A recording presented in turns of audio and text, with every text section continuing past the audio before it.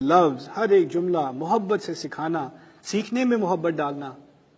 اللہ تعالیٰ نے اپنے بارے میں کہا ہے الرحمن علم القرآن، سوچنے کی کوشش کیجئے، اس سے اللہ تعالیٰ کی ایک سنت بن گئی، ہمارے نبی کی سنت نہیں، اللہ تعالیٰ کی سنت۔ قرآن رحمت سے پڑھایا جاتا ہے۔ اللہ تعالیٰ نے خود کیسے پڑھایا؟ رحمت سے۔ کیسی قوم کو؟ سب سے بری قوم کو رحمت سے پڑھایا۔ قرآن کے پڑھاتے وقت کسی بچے پر ہاتھ اٹھانا، قرآن کے پڑھاتے وقت گالیاں دینا، قرآن کے پڑھاتے وقت ڈرانا، قرآن کے پڑھاتے وقت لوگوں سے امید ہٹا لینا، یہ رحمت ہے؟ یہ اللہ تعالیٰ کی سنت ہے؟